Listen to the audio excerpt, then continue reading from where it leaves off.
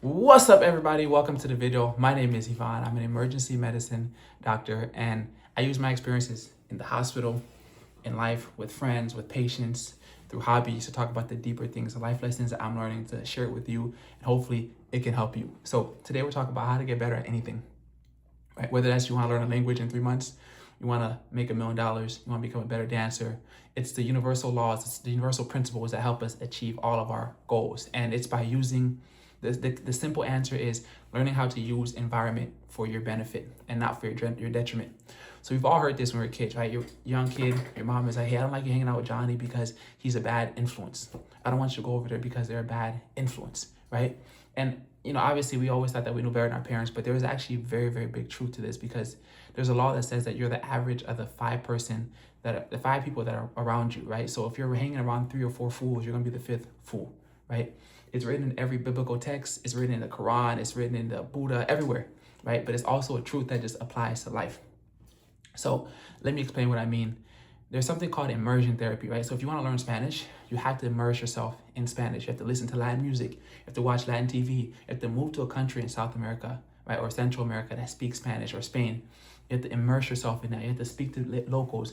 And somehow your brain is going to start picking it up. You're going to embody the soul of the language. You're going to become a Spanish speaker. I learned that. I went to Costa Rica for 5 days. I was speaking Spanish, guys, for 5 days. Literally, my Spanish went like this, right? Now, imagine if I was there for 3 months, or any Spanish-speaking country, right? It's immersion therapy. And the same thing happens with environment. When you immerse yourself in a certain environment, you become like that other portion of the environment. Now, why does that work? Human nature, right? We all like to think of ourselves as leaders, and we are leaders, but we also do succumb to environment. There's a protection mechanism built in human beings that makes it so that whenever you're in your environment, you can adapt to it because it helps you survive. You guys all have a collective goal. It helps you to survive. So when you can learn that, you can use that to your benefit. If you want to be a salsa dancer, you have to put yourself around salsa dancers. If you're around people dancing all the time, they're going to tell you all the tricks, the secrets. You're going to adapt their mindset, and before you know it, you'll be a great dancer. If you want to be a great athlete, when I used to play basketball, you want to put yourself around the best hoopers in your city, the guys that could really go out there and dunk and shoot, the best shooters and all that. So you want to put yourself around them.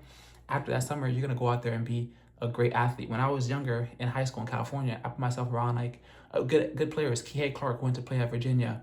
A few other players that played in college, and some people that even went to play overseas.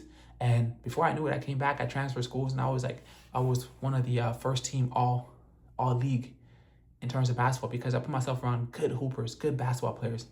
So the same thing happens around like making money. If you want to be a good businessman, you have to put yourself around good businessmen, because you're going to adapt their principles. If you want to learn a language, again, immersion therapy, immerse yourself in a culture, in the language that you speak. Salsa dancing, business, doctors, medicine, it's all about your environment. You have to curate your environment to make it an environment that you want to be in. There's a law called hypnotic rhythm. I read about it in this book called Outwitting the Devil. And basically the law of hypnotic rhythm says that every place has a rhythm that it beats to. Now I'll explain this and it'll be simple to you, right?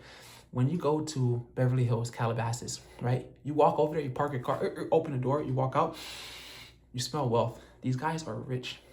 Honestly, you can smell wealth. You can smell abundance. You go to New York City, you see the big buildings. You can smell entrepreneurship, right? You go to a farm, you go to a foreign country that's, farm, you see farmers and nature. You can smell calm. You can smell peace, right? If you go to certain environments, you go to an inner city, a dangerous environment, you can smell chaos. You can feel that environment of chaos. And anyone that lives there has to be able to tolerate this chaos, right? And that's the concept of hypnotic rhythm. Every place has a certain rhythm that it operates on. And to live in that place for long enough, you're going to have to abide by that rhythm, right? So that's why some people can't go to a wealthy area, because they're not at that rhythm, at that frequency. And these are very esoteric concepts, but it's the truth to how the world works. Everything operates at a certain hypnotic rhythm. I'll tell you a story. When I was in medical school, 3rd year medical school, 4th year medical school, I'm doing all these different rotations. I do an EMS elective, right, in New Jersey. Do an EMS elective in New Jersey. EMS is basically like a medical response. When you have a situation, someone cuts their arm or someone's choking, you call 911. The people that come get you are the paramedics or the EMS personnel, right? So during this rotation, we're picking up people from everywhere across the state in our jurisdiction. And we're also going to like anywhere, houses, we're doing home calls, we're doing everything.